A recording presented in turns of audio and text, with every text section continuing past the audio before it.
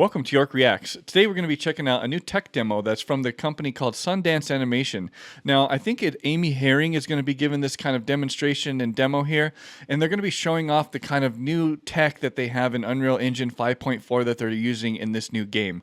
The game is called Rise of Hydra 1943. It's a Marvel game, and I'm really excited to kind of show this tech demo. If you guys are new to my channel, I'm a game developer as well. I've been working in the game industry for a little over 15 years, and I've worked on some really cool games like Red Dead 2 and recently God of War Ragnarok and GTA 5, a bunch of cool stuff. So I want to dive into here and hopefully give a glimpse into the new tech and give my take on it. So let's dive in and take a look. It's my pleasure to introduce one of the greatest storytellers in video games, my good friend, Amy Hennig. Amy, come on up. I said Herring.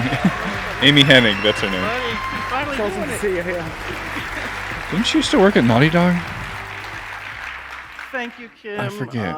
And look, we are so excited to finally show what we've been working on at Skydance New Media. And I just got to say, I am so proud of what the team has accomplished. My God. It's incredible. Can't wait to see Amy, it. I'm sure the audience is wanting to know more about your game and the team.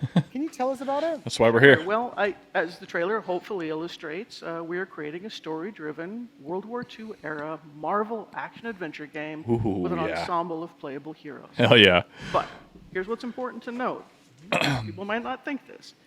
This isn't some custom demo that we She also said an ensemble of playable hero characters, which means you're going to be able to play as each one of these guys, I bet. made just for this show. That's our game, That is your right?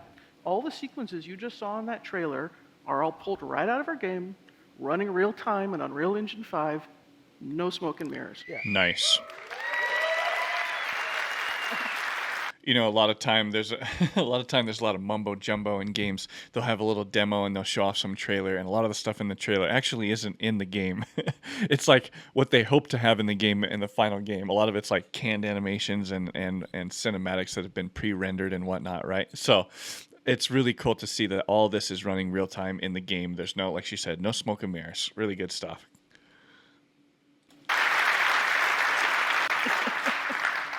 I'd expect nothing less from your team. Absolutely incredible. As with many of your past projects, you're really bridging the gap between films and games. But this is a whole new level. What's different nowadays compared to the old days? Yeah. Well, look, I mean, So, you and I have known each other for what, over a decade now? Over a decade, yeah. Right. And we immediately hit it off, and I think it's because we've been chasing the same dream, right? True, yes. Which is to create richly interactive experiences that are cinematic, yeah. immersive, Hell yeah. but and make you feel like you're in a movie, but with all the player agency that you expect from a really great game. That's what I like. And in the past, this has always felt like it was just beyond our grasp. Mm-hmm. But I think we're finally crossing that threshold. Yeah, we're trying our best. Yes, we're trying our best. It's getting better and better. And look, when we're telling a character-driven story, it's critical for us to be able to really faithfully capture and honor every nuance of our actors' stellar performances. So we've been incredibly grateful to be able to partner closely with our friends on the MetaHuman team to tell our story. Tell us a little bit about the Of course they are. It's the best tech out right now. Well, again, thanks to Epic and the Unreal Engine development team, we've been able to leverage some of the new Nanite and Lumen features being released in the 5.4. And honestly, this is really helping our team to achieve a level of visual fidelity that enables us to present this authentically grounded Marvel universe. Okay. All right. Well, let's go a little bit deeper and see some of these features that the team Yeah, has let's do it. used Dive in. Let's go. by firing up a level in the game. Oh, yeah. So let's do that. Sounds good. Okay. Here we go. First, I'd like to introduce two of my colleagues. Colin Hennon, our cinematic animation director. What's up, Colin? Yay! And Roman Adiola, our director of photography. Hey. See, he's going to be doing this real time right now. Colin will be live and editor, and Roman will be on the virtual camera. Wow. just Virtual like you cam all right know. now. This is sick, dude. So, if you all are ready, let's switch the feed and go back to that bridge environment. And let's see, yep, you're live, good. Look Okay. at, oh my Colin, God, let's this is so boom down and incredible. Take a closer look at this So environment. incredible, dude. So, to create a really immersive game experience, the characters and environments have to work together harmoniously. We can't just drop believable characters into a less than convincing world. You can So see. we need to start with authentic and densely detailed environments Wow. as the setting to our story. Whoa. And look, because part of our story is set in 1940s occupied Wow. Paris, we needed the I don't know if you guys are noticing this, but dude, this is in real time right now, dude. Meaning like this is all running in the game engine, and this dude over here, Roman, is moving this camera in real time and animating the camera. It's so to have a nice. really Look at this. believable and visceral level of detail and Wow. weight, as you can see here. Effects running and everything. So, Look, Roman, smoke, why don't we focus on the ground here? for a fire, bit? everything. Look at the Look at ground. that. Oh. That's an amazing amount of detail. It would have Whoa. been nearly impossible to get something this complex to run in real time Wow. without the new features in 5.4. Jesus, you guys, look at that. Look how many twigs and like different layers of stuff. They got dirt, and then they got like crushed granite and rock, and then stones and pebbles and snow and holy shit, and it really looks incredible. So, Kim, let's talk about some of the levels of detail that we're seeing. Wow. Sure. So we're talking about Nanite's new adaptive tessellation feature. My god. So whilst Nanite lets you create environments like you're seeing here of incredible detail, Yeah. the memory requirements can become impractical to realize for such This is- a level of complexity across a huge level without the need for lots of instancing. And we thought that was a challenge, and we wanted to deal with it. So, Colin, let's actually strip this scene right down to the dirt so Okay. folks can see what we're talking about. Oh, look at that. So, see Wow. how simple this is? Relatively simple ground plane. Actually, Simple. Let's show the triangle so you can actually see what's there. Oh Just a few wow, other look at the triangles. We'll put it geometry. back It's to the so deep low end of here. poly. But Look with at this the new tries, dynamic there's- tessellation capability, we can actually displace that simple geometry and create new three-dimensional geometry of the quality that you're used to with Nanite. With nothing more than layering tile textures and using shader logic, you can make incredibly complex effects. All right, so let's instead of see me it. trying to explain it, let's get Yeah, Colin to show the we're magic. talking about it. And let's see a transformation of this face. Whoa. This technique allows you to see an unprecedented Oh, level you of can bring geometric in detail, different- but it's oh, also memory man. efficient and can be changed dynamically in the runtime of your game. Ah. So things like footprints or tire. Hold on, you guys. Jesus Christ. I don't know if anyone's realizing this. As they're doing this, as they're changing the settings and like playing around with this shit, bro, in real time, it's changing on the screen. Look. And the dude is still filming it with his tracks camera. Or even Look. supernatural effects if you. This is all real want time. them, can be The visualized. reflections, And just to everything. show how Oh, this simple my geometry God. has now been transformed. Let's have a look at the triangle view again. There you Look go. at that. What do you See? expect from Nanite? So it's a really, really smart, interesting technique to actually get details into the games without crazy amounts of geometry. Oh my Let's god. switch it back to the detail view. Thank you. Oh, look at that. And of course, as you can imagine, this technology isn't just useful for the ground and for ground terrain. It applies to every detail in the environment. So Wow, man. let's fly over to that pile of objects on the left over there, for example. Yeah, And take Colin, us while over we there. do, can you kill those headlights for me? Whoa. Thank you. That- Okay, so imagine our challenge. We're trying to authentically recreate a harsh winter in occupied Paris. That means every prop, every object, every detail, every rooftop needs to be realistically blanketed in snow. So now let's show how we can dial up the snow accumulation on these objects. No. And of course, we can dial it back as desired. It's making me Whoa. feel chilly, actually. Yeah, actually, it's a little cold up here. Or maybe she That's incredible. And remember, of Hol- course, like Kim said, Hold on. And if you look, like, when it was playing that, let me go back here. Let me play that again. in snow. So now let's show how we can dial up the snow accumulation. Watch the snow. Watch the snow when it's on this canister, These objects, on this barrel. right? And of course, we can dial it back as desired. Making Huh. me feel chilly, actually. It even looks like it's. Oh man, that's incredible. Yeah, actually, it's a little cold up here. Or maybe she's nervous. And remember, of course, like Kim said, thanks to this technology, this is all actual geometry. You Wow. see how tools like these would really empower even a small team to art direct and set dress their environments dynamically. Dang, It dude. enables our artists to create a series of layers in the environment and then build up Yeah. the complexity, layer by layer by layer. Yeah. Now, speaking of set dressing, let's go check out that fire barrel over by the watchtower we saw earlier. And look at Yeah, him that's the smooth one his there. camera over. And let's turn on a light to really illuminate the smoke coming out of the barrel. Thank you. Look Whoa. at that. That's amazing. We could have never achieved effects this realistic in the past. No, not real time. even. So this is Oh, what we call heterogeneous volumes. In the past, effects like these would be done with particle sprites. right. But that's kind of a cheat that often breaks down and can look flat. It's nice from afar, but far from nice, as we say back in the UK. So if we look at the glow of the fire as it dynamically illuminates the volumetric smoke, you can see that light transmitting through the volume. You can also see that the smoke itself is casting shadows onto the world, but also Yeah. itself. These volumetrics can also mix with more traditional effects as well. So if you do want to put particles in there, fog, or even cards, you can do it. It all works in a unified way. You can run the simulation, the smoke simulation, in Unreal Engine natively if you want, or you can import OpenVDB datasets as sparse volume textures, resulting in film quality visual effects, volumetric visual effects. That's incredible. All running in real time that All running in real time. are totally responsive to This is dynamic lighting. insane. Yeah, and it just looks incredible. It does. Of course, all of this is just to help us tell our story, right? And listen to her. All of this is just to help us tell our story. It's true. It's easier now because we don't have to worry about all these like technical limitations that keep us from telling the story quickly and nobody wants to spend 8 years to make a game if we can make it in 4 years, right? Half the time. So a lot of this stuff is going to be a huge help to game developers. And I think, I'm using Unreal Engine right now, and I wish I was using Unreal Engine 5.4 because this is incredible stuff that I'm unable to use right now. It's just cool. I cannot wait to see what games come out in the next 5 years. It's just going to blow everyone away. Story is nothing without great characters. So let's head back over to the bridge and catch up with Cap.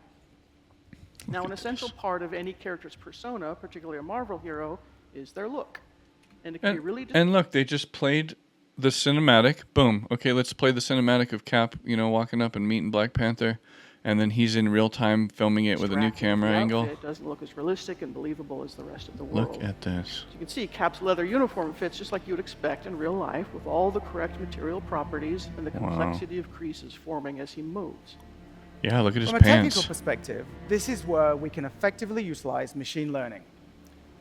We can set up and run This is incredible. Oh my god, dude. I'm sorry, I'm geeking out complex about this. simulations in a package like Houdini and import that data into UE. We then use this to train an ML model producing film quality deformations that run in real time. Oh, But wow. So they do all these cloth deformations in Houdini in a different program, and it's re-imported seamlessly, and it's figuring out basically the algorithm of the cloth moving in real time in Unreal. Holy shit. Holy shit. Model producing film quality deformations that run in real time. No. From a technical perspective, Say that this again. is where we can effectively utilize machine learning. Yeah. We can set up and run complex simulations in a package like Houdini and import that data into UE. Wow. We then use this to train an ML model producing film quality deformations that run in real time. Jesus. But none of this matters without great facial performances. That statement was so big, what he just said, you guys. Wow. So let's bring Azuri, T'Challa's grandfather, and our Black Panther into this scene, this time with his mask off. But I know who you are, Captain. America's hero, dancing around in red, white, and blue underwear.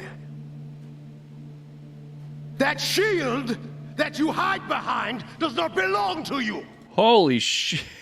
Holy shit, you guys. This is some of the best facial animation I've ever seen in my life, ever. This is absolutely incredible. The Black Panther, oh my god, come on, this is, no, come on. Oh my god. You are unworthy of it. All right, and as he pauses here, Roman, why don't you go in really close and Look really at show everybody the this. detail that we have in these models. It's insane, right? It is Like, absolutely insane. It's essential for us to retain every nuance of the outstanding performance that our actor, Kari Payton, brought to Azuri's character. What you just saw there were untouched metahuman animator solves. Oh, but no. Working with the metahuman Those are untouched solves? Shut up. Oh, fuck, dude. My job is at risk. Oh, my God. These are untouched? Process, we've been able to honor our amazing actors' performances and faithfully transform them into equally powerful digital performances. Now, of course, it all starts with the actor's talent, and we're fortunate to have two of our cast with us in the audience today. Dang, dude. So I'd like to introduce Drew Moorline, who plays Captain America. Yay! There's the actors. Nice. Yeah. Stand up.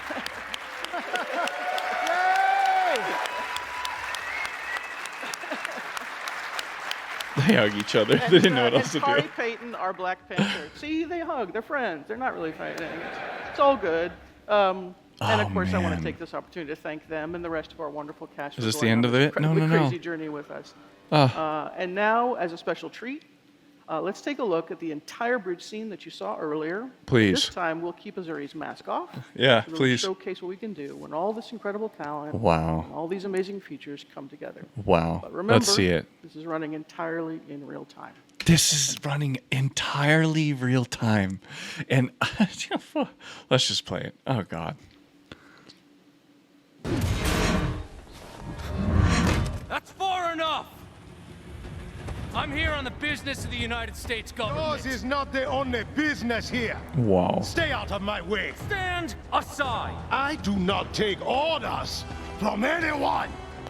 Turn around, boy. Go home. Look, pal, I don't know who you are. But I know who you are. Captain America's hero. Dancing around in red, white, and blue underwear. Says the man dressed like an overgrown house cat. That shield This is insane. that you hide behind does not belong to you. There's You no... are unworthy of it. I don't have time for this. Wow. Neither do I. Dude. I'm sorry, but that is absolutely fucking phenomenal. I don't think anyone real... I don't think a lot of the core audience of people watching this video and playing these games understand what they just dropped here. They just dropped the mic. Boom. This tech in Unreal is oh man, dude. It's worrying me for my own job. Usually I'm like, oh yeah, but you still need an animator for this. Oh, you still need an animator for that. The facial animation on that looked pretty much almost flawless. We're 97% of the way there on making this look absolutely real and perfect and believable. And in a video game, like what? And for all of it to be running in real time, meaning there's not an export process. They didn't capture all this data and then export it to a file and then put it onto a character and then have an artist like myself come in and fix all the little problems that the mocap messed up on and do all that. There's none of that no more. There is none of that. It's all gone. This is all running in real time. And when they say real time, that means like as the guy is going, I will see you, and he's talking, he's acting out. It's literally projecting it on the character or in real time, right? And the guy who's moving that camera around, you could see, was moving the camera in the scene. It's just absolutely mind-blowing. This tech is going to absolutely change gaming forever. This is one of those things that like it absolutely blows my mind, because a couple years ago I worked on a movie, the Batman movie, okay, with Robert Pattinson, and I was working at a company called Halon Entertainment, and they were just starting to like pioneer this type of stuff of real-time technology and using a virtual camera and like using that as a director. The guy could walk around and you can literally see what's in Unreal Engine live, right? That was like cutting edge technology at the time, which was only a couple years ago. And look how far it's come. It's come so far to where now the real-time stuff is like, it's got real-time effects, real-time facial animation, real-time. Usually all that stuff has to come in later. It's just absolutely mind-blowing. Holy shit. The whole gaming atmosphere has completely changed. So props to Epic, props to all the artists over there who have come up with this technology and these algorithms and the coding behind it, because this stuff doesn't just come for free. This stuff is created by hardworking individuals and creatives, and I just am really stoked for the team over there and them helping all of us, all these game developers, make better games for all of you guys to play. So I'm really stoked. I hope you enjoyed this little video and breakdown that they did here. This is really incredible stuff. Smash the buttons down below. You know what they are. And if you have some time, I would love for you to check out some of the animations I've done on God of War Ragnarok and different games. I have some cool technical breakdowns, so stay a little bit, check them out. I appreciate all your time and support, and I'll catch you guys in the next one.